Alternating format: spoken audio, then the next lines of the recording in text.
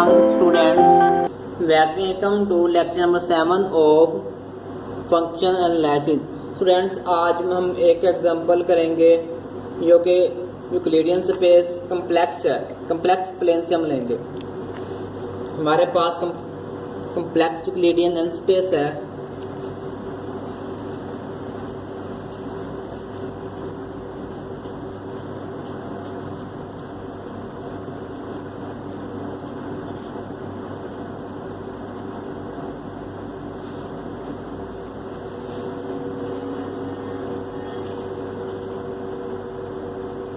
Where अब हम यहाँ पर लेंगे, जो पिछले केस में हमने लिया था वो n लिया था, लेकिन यहाँ पर हम n की जगह 1 इस्तेमाल करेंगे, मतलब 1 डायमेंशन लेना चाहते हैं स्टूडेंट्स।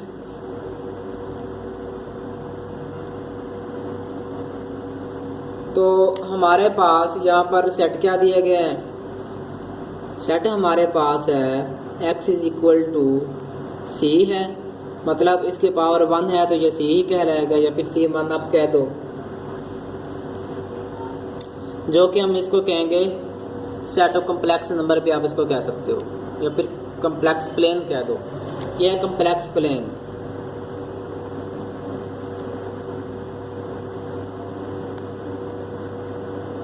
क्योंकि सेट जो भी कम्प्लेक्स नंबर होते हैं उनको लीनियर में नहीं हम डिनोट कर सकते, उसको कम्प्लेक्स प्लेन में डिनोट किया जाता है। रियल नंबर तो हो जाते हैं लाइन पर, एक लाइन पर। स्टूडेंट्स हमें फिर पता है कि अगर इसमें कोई भी दो नंबर होंगे, जो यहाँ पर मैट्रिक डिफाइंड करवाया गया, the matric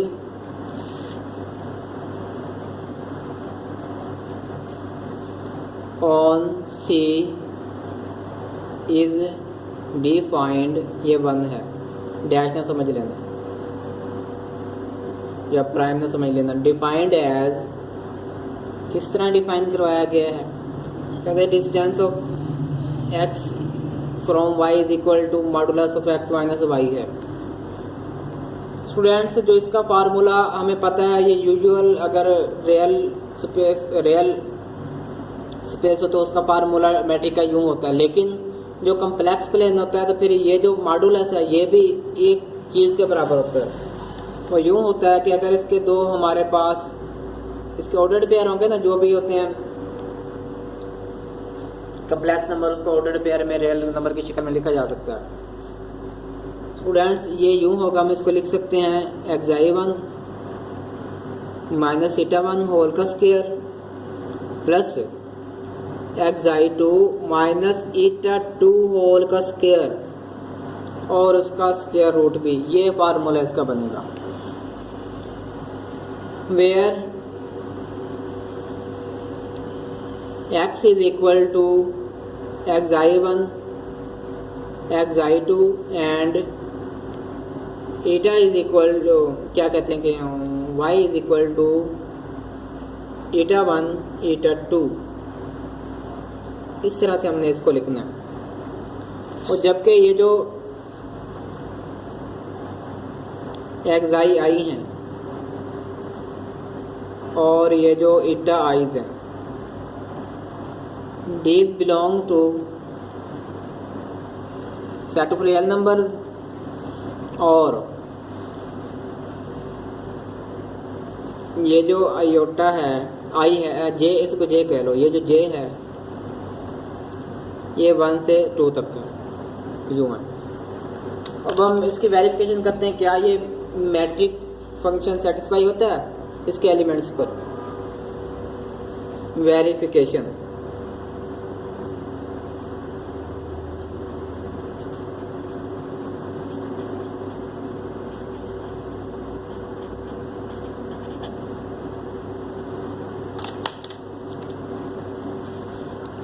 for all x y z belongs to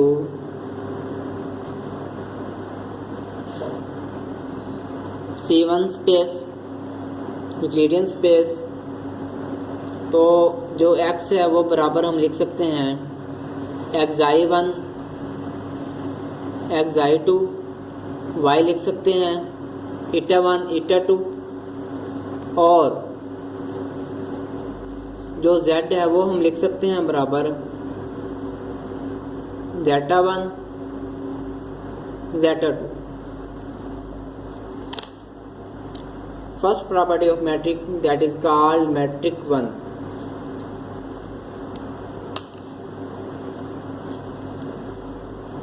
तो हमें पता है कि xi1 माइनस ईटा1 का स्क्वायर ग्रेटर देन और इक्वल टू 0 होता है, और xi2 माइनस ईटा2 का जो स्क्वायर होगा वो भी हमें पता है ग्रेटर देन और इक्वल टू 0 होता है, और इनको प्लस कर लें तो ये भी ग्रेटर देन इक्वल टू 0 होगा।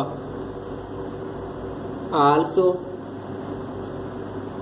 xi1 माइनस ईटा1 का होल का स्क्वायर ये स्क्वायर था, प्लस xi2 माइनस ईटा2 होल का square that is also equal greater than और इक्वल टू 0। देन इनका जो स्क्वायर रूट है बच्चों वो भी क्या हैगा, वो भी ग्रेटर देन और इक्वल टू 0 होगा।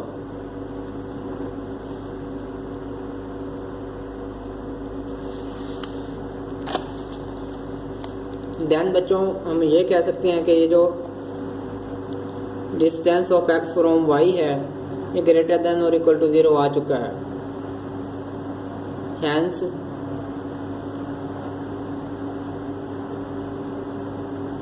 m1 is satisfied.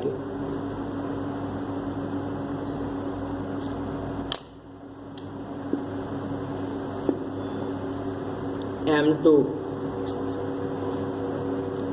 Students distance दो पॉइंट के दरमियान अगर 0 है फिर इफ एंड ओनली इफ इसके जो फार्मूला वो भी बराबर 0 को लिखेंगे। xi1 माइनस ईटा1 का square plus xi2 minus eta two का स्क्वायर वो बराबर आएगा 0 के। इफ एंड ओनली इफ तब आएगा ये जब ये दोनों 0 के बराबर हैं, ये भी 0 के बराबर है और ये भी 0 के बराबर है। If and only if xi1 minus eta one is equal to 0 and also xi2 minus eta two is equal to 0। If and only if xi1 is equal to eta one xi2 is equal to eta two. If and only if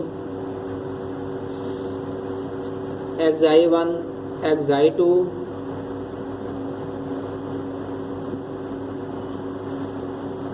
is equal to eta one ईटा2।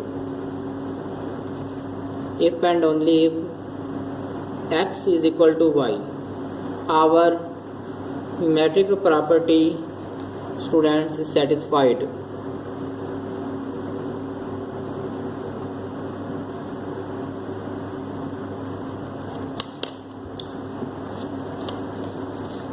अब हम चलते हैं matric 3 property की तरफ। Triangular क्या कहते हैं symmetric property.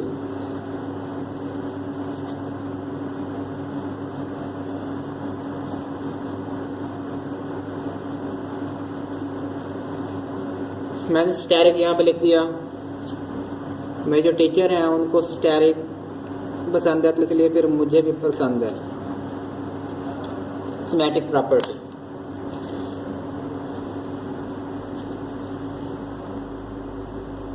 Distance of x from y is equal to xi1 minus eta one का square plus xi2 minus eta two का square square root.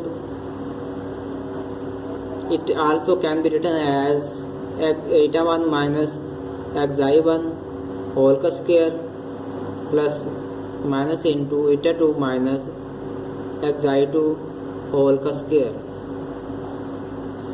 over that expression and root।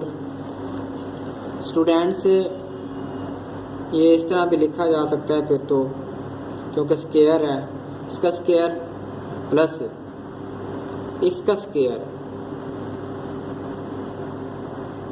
इसका स्क्वायर रूट। स्टूडेंट्स ये बराबर आ चुके हैं distance of y from x के, जबकि हमने लिया था distance of x from y। Hence metric 3 property is satisfied.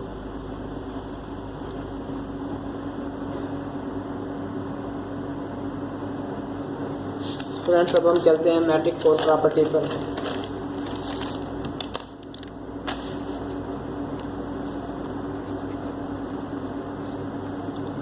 इसमें भी वही होगा, केस 1 और केस 2 हम इस्तेमाल करेंगे।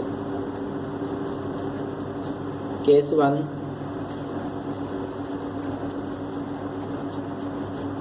Case 2, if x y z are collinear, then d of x y is equal to d of x z plus d of z y। Case 2 में collinear नहीं होंगे। If x y z points are non collinear, then students distance of xy is less than distance of xz plus distance of zy। Students मैं इसको J1 का नाम देता हूँ और इसको मैं देता हूँ J2 का नाम। From J1 and J2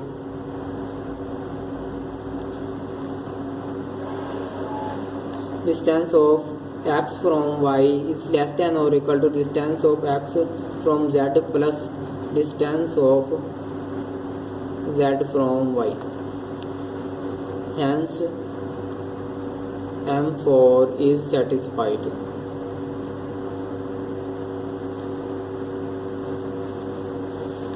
So students from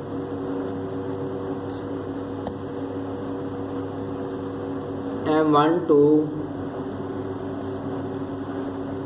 M4 given distance function is metric on C1, so C1 together with D is a metric space।